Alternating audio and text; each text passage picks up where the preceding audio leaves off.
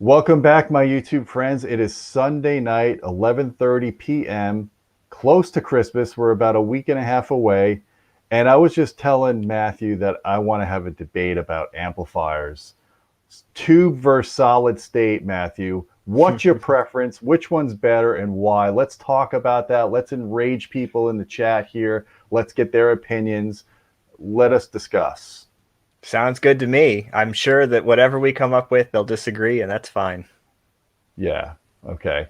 Well, I mean, put it this way, nobody's wrong and nobody's right. It really, at the end of the day, it depends on your preference. But I will tell you this, we do have a slide show we're going to go over.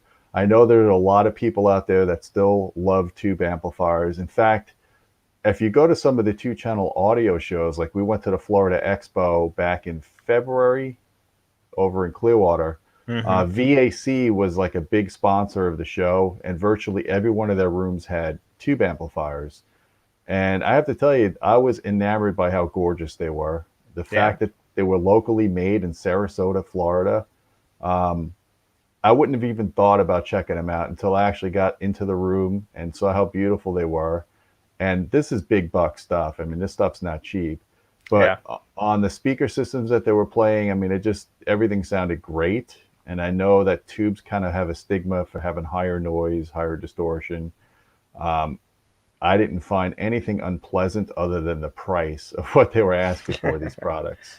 Well, handmade, in the United States, most of these products are either point-to-point or probably low production circuit boards. Tubes are not as prevalent as they used to be, and they cost a whole lot more than transistors. So you add all that up, add a pretty case, it gets expensive quick. Yeah. So, before we get into this YouTube discussion, here's what my thoughts are on tube versus solid state. The advantages of solid state, there's really a lot of advantages. Number one, they are more reliable. There's nobody that can argue that a solid state amplifier will last longer generally than a tube amp. Because tubes you have to replace quite often, whereas solid state you really don't. The only thing you have to do with a solid state amp over time maybe is recap the power supply after 2 decades, because they're electrolytic caps. And you have the same kind of problem anyways with either amplifier, to be honest. Exactly. Yeah, electrolytic caps age. That's just an issue with them. It's just, yeah. So, the reliability is better generally on solid state amplifiers. They're generally more efficient. They're generally more compact. They have more ability to give you power for its size ratio. And we'll talk more about the distortion profiles and everything else. I'm going to basically pull up your slide presentation. So the one thing I would say I do like about tubes is you have the ability to kind of transform your sound a little bit more with a tube amplifier. And if people like to use equipment as a tone control, that's your cup of tea. I'll just leave that out there. We'll talk about that more as we go through the slides. Do you see my screen right now? I do, yeah. If you can go ahead and start the show so it's actually the full screen on the slide, that would be. Yes, I know. I have to. Where is that? I'm really. Oh, okay. I think you goofed something up. Can you undo what you did? Okay. Let me reopen this. Okay. Hold on. I'll stop the screen share. Sorry, guys. I'm like dumb with PowerPoint. It's been years since I've really been using this. I should probably just start doing the slides for you. That would be a good idea, but I'm going to reopen it. So tell me what your thoughts are. Before you even did the research that I asked you to, did you find anything different than what you thought originally? Not really. I was really hoping to find some more definitive articles that had done maybe even like a double blind, not randomized control, but double blind studies basically, or ABX testing of tube versus solid state that was more around perceptions of the differences and not just being able to hear a difference. There's actually like Mushra tests, things like that you can do. And I was hoping there might be something like that. And I couldn't really find exactly that, not with tube amps versus solid state. Mostly it was stuff where people had modified signals to sound like a tube versus solid state. But, it was good to be able to pull all these articles out and kind of see in some ways. I mean, I found articles that were published in the last 5-10 years still discussing differences in tube amps. So that tells you something. What's funny is that the pictures you chose in the slide presentation, you chose 2 amplifiers, the Macintosh on the left being solid state and the VAC on the right being tube. Both amplifiers you chose happen to have transformers on the outputs. I thought that They was do. interesting that you chose that. I really just grabbed some pictures, and I've always thought Mac amps were pretty. That they're actually local to where I'm from originally in Binghamton, New York, Yeah. and it's always been one of my favorite looking. The big blue meters on the front was always iconic. But yeah, we could talk about output transformers too. They have their issues. Yes, they do. So let's move on here. Tubes sound different from solid state. I don't think anybody would argue that. Yeah, I mean, I think and here's why I said this. I think a lot of times you hear people talk about amplifiers and they say, well, look, all amplifiers within their linear range sound the same, and we've proven this. Well, all amplifiers that are operating the way they're supposed to. I mean, at the time that idea was really being pushed, it was because solid state amplifiers had basically come of age. They had gotten to a point where they measured extremely well, they sounded good, and they had started to achieve that straight wire with gain concept that was being pushed. And so people were saying, look, at this point, any of these amplifiers, whether it's a $100 amplifier or a $5,000 amplifier, if it all measures within a certain realm of realistic good performance, we're going to say they all sound the same. And that's not absolutely true. There are things that you can hear that can be different. And tubes basically have so much distortion that to try to argue that a tube amplifier sounds the same as a solid state amplifier is not really true. And the other thing is that tube amplifiers, for a lot of reasons, with the output transformer being one of them, are highly reactive. So the frequency response changes. So when you called it a tone control, it's true. And as a result, they tend to sound different from solid state. And one of the things that people often describe is that they have a warmer, sweeter sound. And I've owned lots of tube amps over the years, and I would absolutely agree that at least of a certain type, they do tend to have that warmer, sweeter sound. Solid state is often said to sound more detailed. And the term detail is, you got to kind of define what that really means in technical terms. But again, there's reasons to believe that would be true. Tubes often are thought of as vintage. I mean, they're old, and there is definitely some nostalgia out there. The whole reason I got into tube amps was I wanted to learn how amplifiers worked. So a friend of my parents, when I was a kid, had said that I should buy a tube amp, an old one, and fix it up. So he had specifically recommended the old, I think it was the Dynaco, it was a ST70. And he said, buy one of these. They were kits back in like maybe the 70s. And he said, rebuild it. So I did that to learn how those amps worked. I later rebuilt an Audio Research. It was a D70S, and built some single-ended triout amps and all that. And it was good to kind of get a basic sense, because tube amplifier circuit designs are actually very basic. So if you want to understand how an amplifier works, it's not a bad place to start. Solid state is current technology. It's the future. We're not going to come back into tubes again at some point. We're basically going to keep progressing with where we're at, and there's good reasons for that. But there is huge debate over which one sounds better. And I think, what's funny when you're talking about how you're learning about amplifiers by building or rebuilding a tube amp.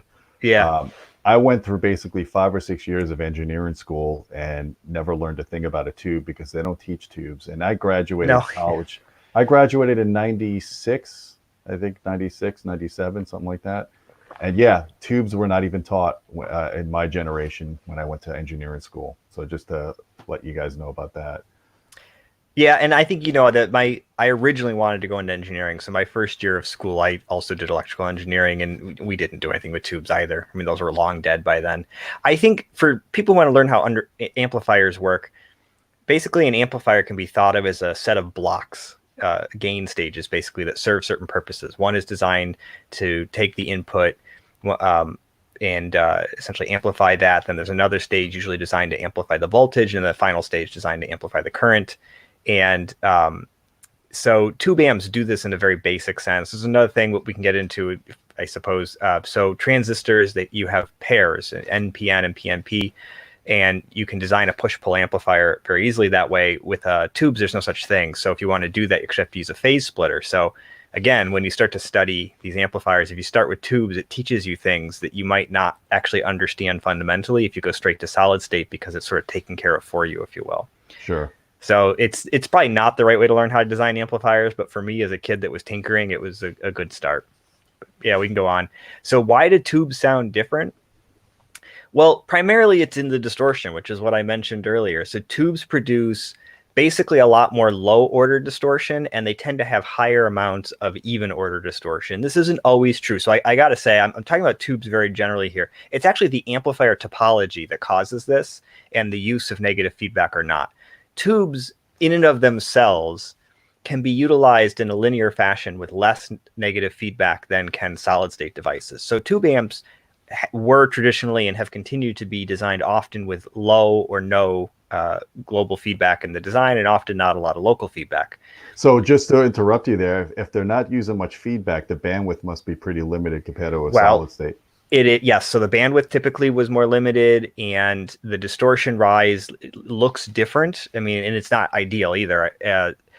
But over time, tube amp designs came out that actually did include feedback, and they moved from what originally were single-ended triode designs, which were a Class A approach.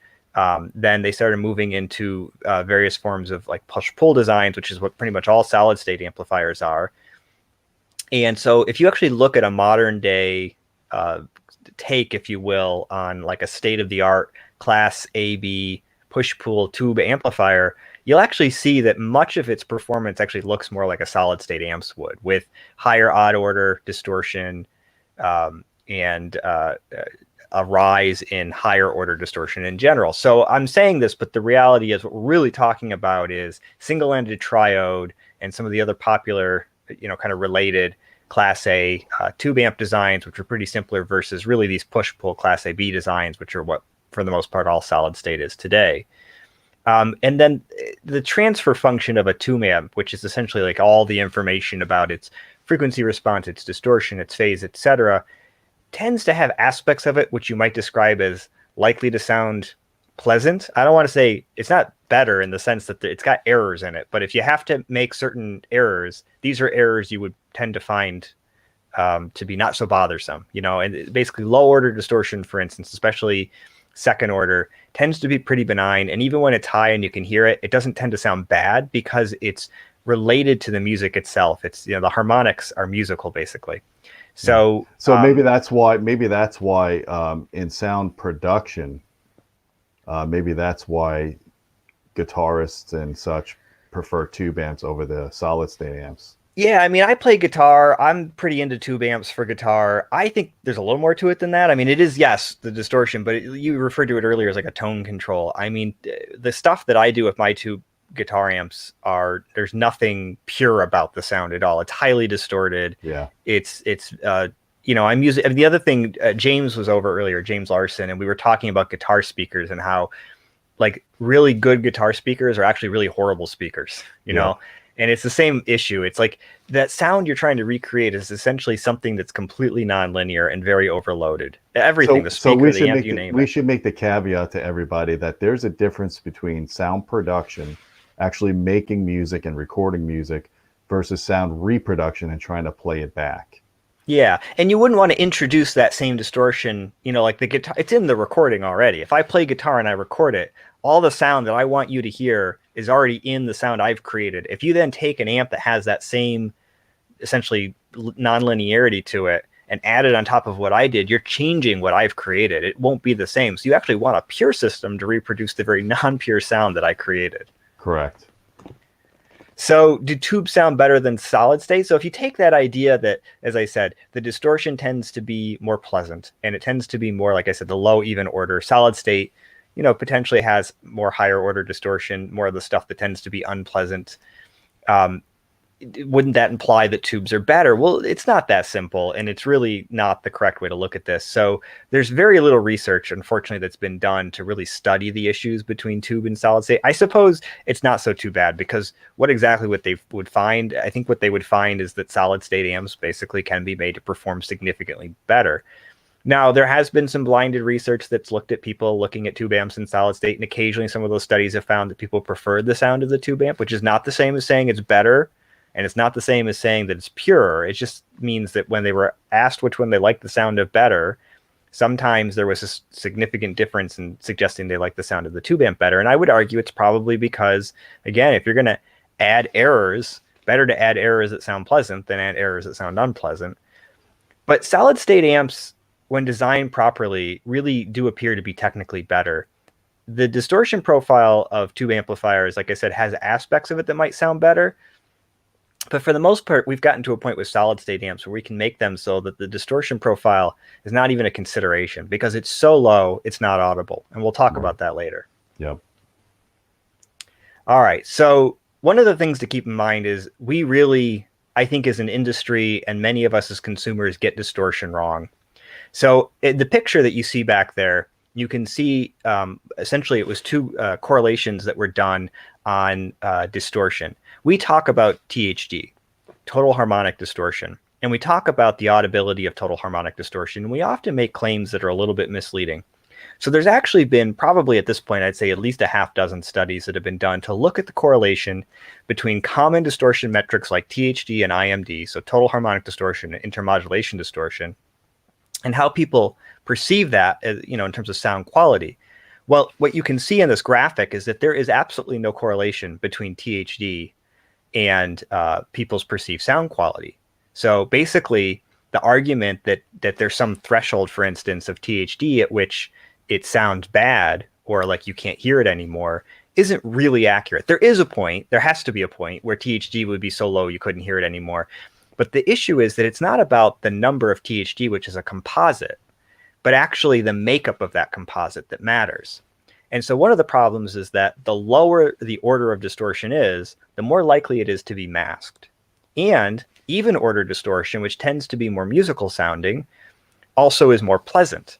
So then what that means is that when you want to create a composite score of distortion and correlate it with people's perceptions of the sound quality, you need to weight higher order distortion as worse, and you also need to weight odd order distortion as worse. And higher order is much worse than odd. Like a third harmonic, for instance, is not as good as a second harmonic, but let's just say for the sake of argument, a sixth harmonic is still much worse than a third harmonic, right? So it's important that that higher order stuff is weighted pretty heavily. So people have created metrics for doing that. And in the PTHD that you see in the right of that image, you can see a very high correlation. It was actually over 0.9 in that particular study. So what that tells us is that this obsession with THD really doesn't tell us a lot about amplifier performance. And one of the reasons why probably people think tube amplifiers sound better is that if you use a metric like PTHD, what you would find is that while the distortion is higher in tube amps, it's often of a kind that's more benign than what you would see in solid state amps. Accepting that solid state amps can be, again, with distortion so low that it's not even a concern. So a question for you, and I don't know if you can answer this or not, but it's something to think about. If you've got a tube amp, like you said, that has low even order harmonics and low, the higher order harmonics are pretty low. Mm-hmm. But then if you get a solid state amp that has, let's say, a lot of odd order harmonics and the upper harmonics are high, or you can see them on a scope, but right. Generally the THD levels or the spikes that you see on the FFT are lower on the solid state amp than they are on the tube amp. Let's not also forget that a solid state amp probably has a lower noise floor than the tube amp, so you can see those harmonics better. Would the end user still prefer the tube amp, or would the tube amp still be more desirable despite the fact that the distortion profile looks better, but all the distortion components of the solid state are lower than the tube amp? Well, and I think the answer to that would be it would just depend on how high those higher order distortion harmonics actually are in terms of amplitude and in frequency. If we're talking about something like it's got very high odd order, higher odd order, let's say distortions, and we're looking at everything above 10 kilohertz, well, all those harmonics are inaudible because they're well outside the spectrum, right? Or the other thing, which I pointed out here, if the harmonics are higher there than other harmonics, but we're talking about them still being below, let's say, minus 100 decibels, they're not going to probably be audible either, because even if you were listening at 100 decibels, it means those harmonics are falling at or below 0 decibels, which is that's the hearing threshold of humans that under pure conditions, that would be the best you'd be able to achieve typically. So it would depend. If in those two scenarios, the tube amplifier, let's say, still had a THD level of, we'll just say 0.1%, and it was predominantly second order distortion, but the solid state amplifier had a distortion level of, 0.01%, but it was predominantly fifth order and above that was driving that number up, that amp probably would sound worse than the tube amp. Hmm. But if you're talking about a solid state amplifier that has a distortion level of 0.001%, well, at that point, we're talking about distortion levels being so low, it's very unlikely any of it's going to be audible, right? Right, yep. All right, so subjectively, what is going on with tube amps? I already got into this a little bit, but I want to make that point that it's not really about tube versus solid state. It's really more about things like single-ended versus push-pull designs and the amount of feedback that's being used and how it's being used. Solid-state amps allowed for a different kind of amplifier topology over what was being used in tube amplifiers and what dominated before. And that fundamentally changed things like the distortion profile in the amp. The other thing that can matter is how you're using the tubes. Is it set up as a triode amp? Is it a pentode amp? Those are the output devices that would be used. Versus solid state devices, which were, as I mentioned, with solid state, we moved to something where we had pairs, NPN and PNP, which meant the amplifier didn't need to have a phase splitter in order to be a push-pull design. All of this really changed things quite a bit, and we don't realize that often when we're talking about tube versus solid state. In fact, for me, as somebody who's played around with a lot of tube amps, one of the things that kind of shocked me was I wanted to get tube amps because I wanted to hear that. You know, people talked about like 300B type output tubes being used in these single-ended triode amps and the sound they made. And I wanted that, but I wanted more power. So I remember buying, I forget what it was. I think it was actually that Audio Research D70, which is actually, it uses a phase splitter and it's a push-pull design with 6550 tubes in it. And that particular amplifier, I remember it didn't sound anything like what I heard described. It actually basically sounded like a solid-state amp to me. Well, it's because it was very similar to a solid-state amp. Its design was more in line with that. So yeah, I think it's important to remember that. Now, go ahead, Gene. Oh, it's just interesting that you say, like, the better the tube amp gets, the more it behaves like a solid state. Yeah, and what actually happens over time is you do get to the point where operating within its linear range, it'll basically sound like any other solid state amp, which they all tend to sound pretty similar, if not the same. The differences for me, for instance, amongst most solid state amps tends to mostly be at limit behavior and noise floor. Yeah. Everything in the middle, I don't really hear a difference. Sure. Yeah, so does this mean tube amps sound better? I think we've already kind of beaten this dead horse, but no, I don't think this means tube amps sound better. They sound different, and I get that some people like that, but better is a subjective term. Let's just say that there's a better chance that you will hear differences in tube amps than you will in solid state amps. Mostly, in my opinion, it all has to do with output impedance and the fact that the frequency response will vary depending on the load that it's driving. So there's a synergy. When people talk about, oh, you got to get synergy between your speakers and your amplifier and your preamp, and some people go far enough into the lunacy about cables, but we're not gonna jump off that cliff here. But the fact that the synergy comments were so prevalent decades ago, and they're still around in the audiophile community, is really because you have an amplifier that has it's load variant. Its frequency response is load variant. And in my opinion, as an engineer who's designed communication systems, you don't want to have load variance. You want to have the ability to drive the same voltage regardless of the load impedance. And you're never really going to get to that level with a tube amp that you could with solid state. Yeah, you're right. I mean, it's not a desirable trait, and it's an inevitable artifact of the way tube amps have to be designed, including the fact that they use output transformers in order to change the output impedance, which is really, really high with tubes, down to something lower for driving speakers with 4 and 8 ohm loads. And then ultimately what that does, if you look at like a reactive load, because again, a speaker is not a resistive load. So a speaker is not 4 ohms or 8 ohms. So even forgetting the fact that when you test with dummy loads, you see a change in the frequency response from that, that's still a resistive load that you're testing with.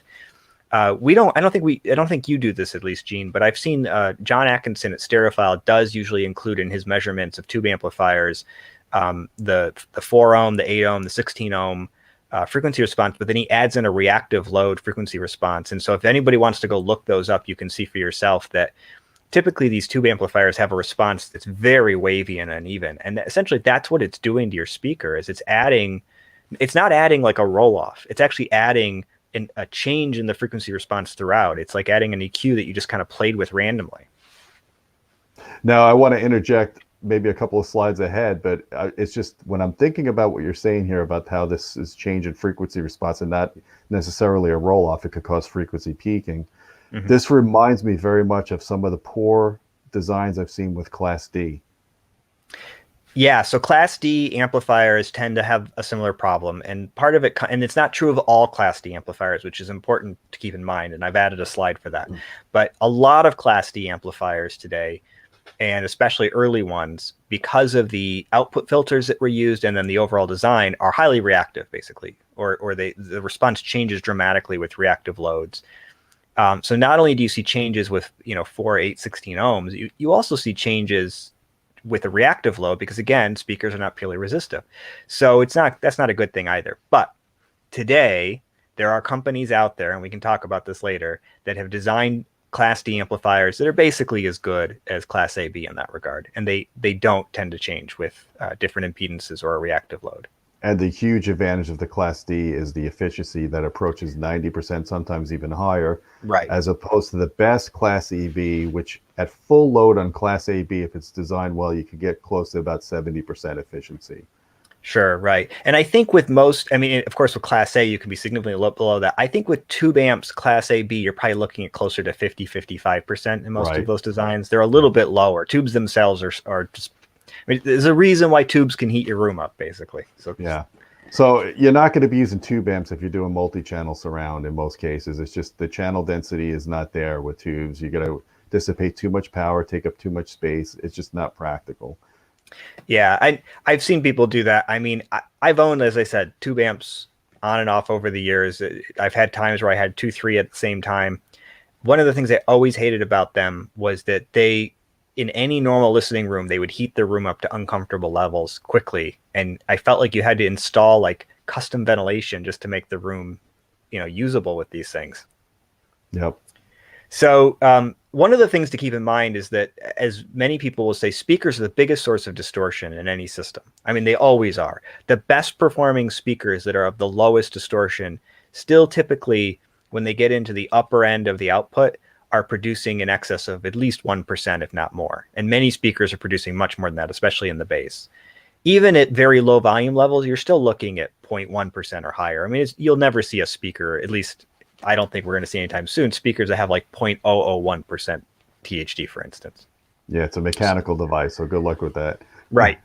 And so one of the things people argue is, well, doesn't that mean that whatever the amplifier's distortion is doesn't really matter because the speaker is going to dominate it?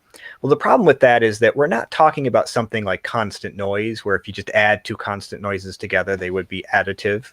And so if you were to add, if you took something that's, for instance, 90 dBs of pink noise, and you took something else and it's 50 dBs of pink noise, and you add them together, that 90 dBs dominates. The 50 dBs is not going to add anything meaningful, and you wouldn't hear that. But that's not how distortion works, because distortion is actually made up, in the case of THD, of harmonics. So if these harmonics are different from each other, and certainly the amp harmonics and the speaker harmonics would potentially be different from each other, the profile of distortion basically of a speaker and an amplifier are not going to look the same, then what that means is that you can, in fact, actually hear some of the distortions of amplifiers through the distortion of the speaker. And there's been studies that have looked into this and shown this to be true. Gene, you had actually mentioned that some related things are that you can often hear certain noises below a noise floor. And that, of course, is known to be true as well. Yeah, I mean, I did work back in my government days in anechoic chambers to isolate secure and unsecure audio. And even though the audio that was unsecure was bleeding into the secure channel, it was below the noise floor. You could still clearly hear it in a controlled listening environment through IEMs. Yeah. And one of the things that's interesting, speakers tend to produce mostly second and third order distortion. They don't tend to produce a lot of higher order distortions unless the speaker is malfunctioning. Whereas amplifiers, especially when they start to clip, tend to produce a lot of harmonics throughout. In fact, modern solid state amplifiers with very low levels of distortion, you'll still see second and third order often to being the loudest. But it's like what you tend to see is the higher order stuff tends to actually be close in level almost to, I mean, once you get past second and third order, at least, they all tend to be kind of close in level. And so when an amp starts clipping, all this distortion kind of rises up across all the harmonics pretty dramatically. And so the at-limit behavior of an amplifier can become important because it could still be below that of the speaker and you'll easily hear it. So is it a myth, or do you think it's true that people claim that tube amps, when they clip much smoother and they sound more cohesive than when a solid state amp clips? It's absolutely true. There's a technical reason for why that is. And you really, there's actually 2 things going on. So one is that because most tube amps don't use feedback, they tend to naturally rise in distortion as they get close to their clipping point, if you will. And so what you see is more of like a wedge shape. It just sort of keeps rising higher and higher and higher. Whereas with push-pull high feedback amplifier designs, what you tend to see instead is a knee. So basically the distortion is just flat out over a pretty long, wide period of output. And then it hits a point where all of a sudden it starts to rise dramatically, and you see almost a straight line up as the distortion increases. So it's a hard clipping point. Whereas the tube amp is sort of slowly doing that. So feedback is one part of it. The other is that this is not exactly the right way to put this, but we'll put it this way and to make it easy. Amplifiers have a rail voltage. They swing up and down. How high that rail voltage is, times basically how much current can be produced by the power supply, indicates how much output the amplifier would be able to produce in theory. Assuming everything gets, translated there. Well, with a tube amplifier, you don't have the current, but you have extremely high rail voltages. I mean, I actually had a single-ended triout amp I built once that used radio transmitter tubes, and I think there were 805s if people want to look those up. And that particular amplifier was capable of producing something like 30 or 40 watt single-ended Class A, and it used 1,000-volt rails. So we're talking extremely high. So that thing, if you looked at its distortion behavior, basically the way it would clip would be, again, like I mentioned, just the distortion just keeps getting higher and higher as it gets louder, but there's no knee ever. There's never a change in shape. It's just a wave, a wedge. So that argument is correct. It is true that they have this sort of more linear, if you will, or more gradual clipping behavior. And that does sound more pleasant. I mean, I think there's even been companies like NAD and others over the years who have introduced circuits to try to force a solid state amp to clip differently so that they tend to sound more like a tube amp would. And it's important to note, though, that, a typical tube amp, let's say it's 50 watts and it's clipping at 55 watts. Yeah. You're not getting a solid state amp at such low power levels these days. I mean, if you buy a separate amplifier, you're probably going to get a 200 watt amp. The tube amp can never approach those power levels. So you're never going to drive. If you're comparing both amps at the same power level, you're never going to get a more pleasing distortion out of a tube amp versus solid state amp at the same power level.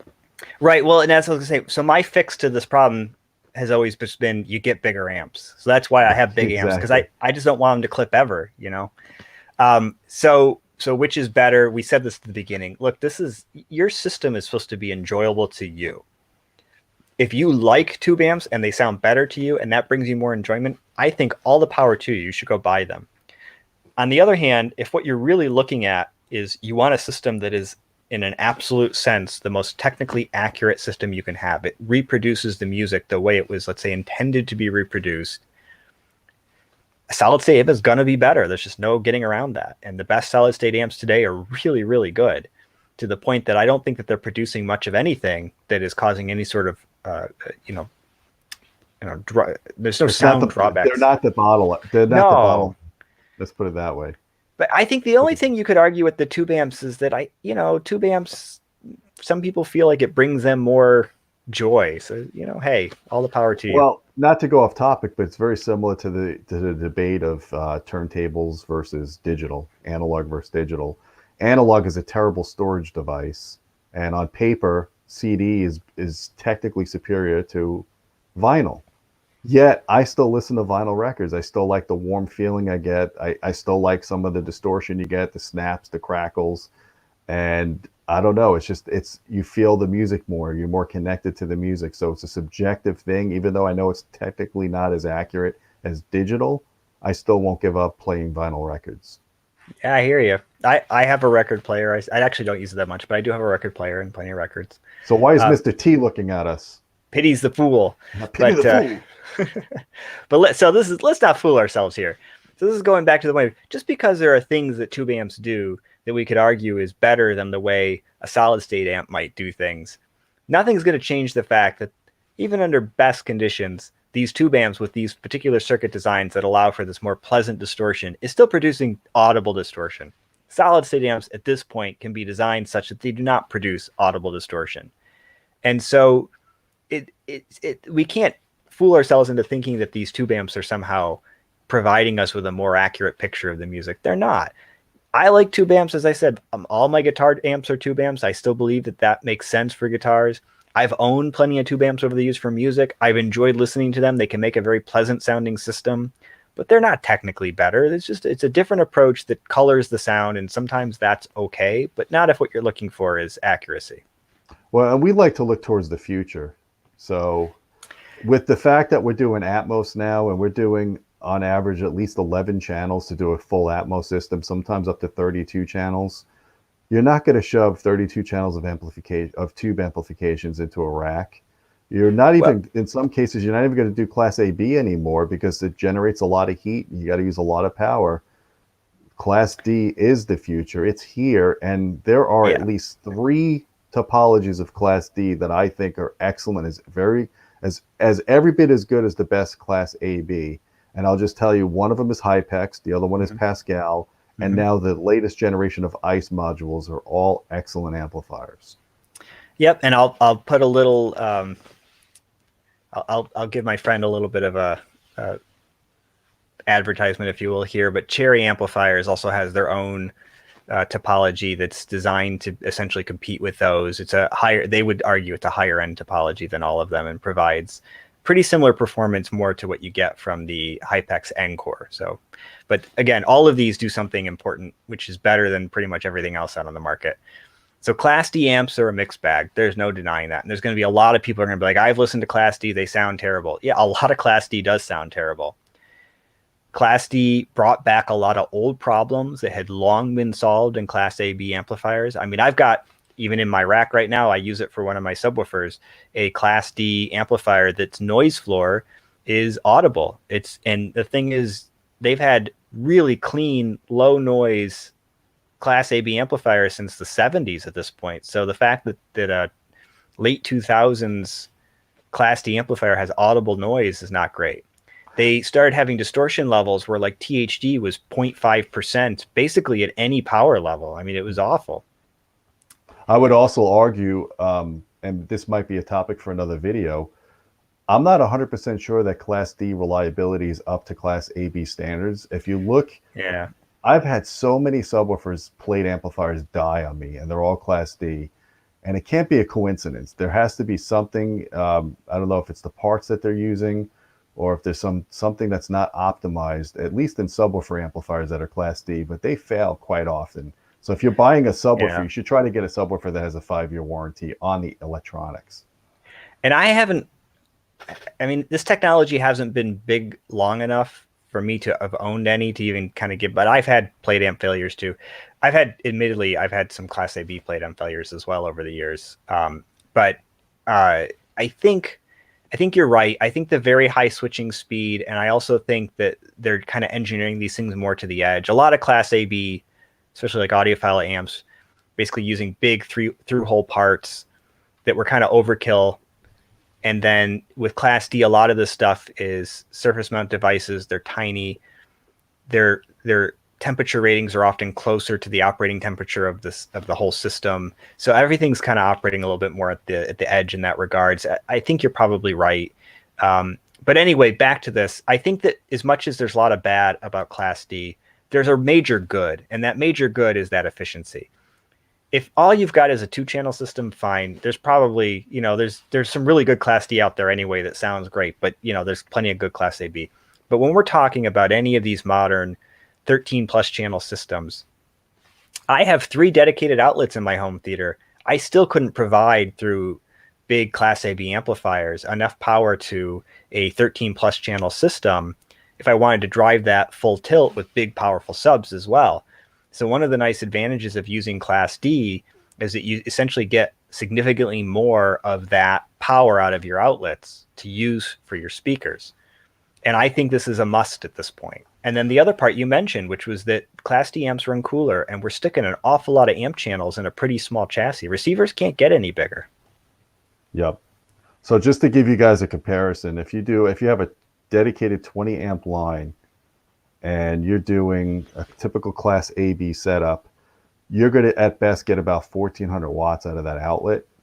Whereas if you're doing a Class D design, you're going to get over 2000 watts, 2100 watts out of that outlet, just switching to Class D. So you definitely get more overhead. If you could get a good Class D design that's got low noise, that's not load variant, that actually maintains a frequency response similar to whatever load impedance it drives, you're doing yourself a favor by going Class D, because that's the future.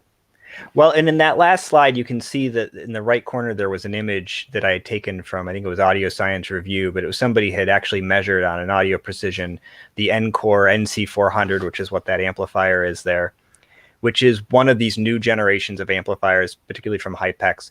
The distortion at this point is so low, it couldn't possibly be audible. We're talking like not 0.001%, but like 0.0001% kind of thing. The signal to noise ratio is typically better than 120 decibels. The frequency response on these things, the bandwidth on them basically is like, let's say 5 hertz on up to 40, 50, 60 kilohertz or better. The amplifier's response doesn't really change much at all with different loads. So it's not, reactive loads don't really cause issues for it. Right. And even the regular Hypex amps are pretty darn good, but these are that much better. As you mentioned, Pascal has some pretty good ones too that also have pretty good performance. It's not quite as good, but it's not far off. And then Ice Power certainly has gotten better. I will say this, there's still some Ice Power modules that are current, but they're actually really should only be used for subs. So the 1,000-watt module from them, that's a sub module that should not be used with speakers. Or the Ice modules that were used in the first generation of Pioneers that used the, they were terrible. They fell apart at 4-ohm loads. Yep. So anyway, I think people need to accept, though, that Class D is the future, and there's lots of good reasons to use them. I'm a fan, to be honest. I've heard lots of bad ones. I don't like those, but there's some really good ones out there. Their technical performance is excellent. I've listened to them. I think they sound great. Yeah, you guys have a lot. We're in a marvelous time to be an audiophile because there's so many options out there, and the technology is generally getting better and less expensive when it comes to amplification, of course, but also with speakers. We talk about that all the time, how you could get speaker performance now that you couldn't get 20 years ago at price points that are, most people could afford. So it's awesome. And we're getting into multi-channel music now more. So, there's just a lot of pros here, my friends. So we're not here to fight you or to choose one amplifier technology over the other, but to use them within the limits that make sense. Yeah, it makes sense to me. Cool. Well, guys, I think we're going to wrap this up. I hope you found this information useful. Please put your questions down below. And Matthew loves going in there. I'm going to volunteer him. He goes in there. He's the fastest texter I've ever seen. He could give you a book report answer in seconds. I don't know how the guy does it, but like this. You have the fastest thumbs in the West, my friend. Yeah. So, guys, don't forget to like us, hit the bell notification so you get notifications when we go live or when I produce new videos. And join our Patreon at patreon.com/audioholics. I'm going to be putting all of our slideshows into one article that only Patreon members get access to. So it's great reference going in the future when you want to look at this stuff and you want to take it at your own leisure and just look at each slide and kind of recap what we talked about. So, Matthew, thanks for being here tonight. Yeah. All right, my friends, until next time, keep listening.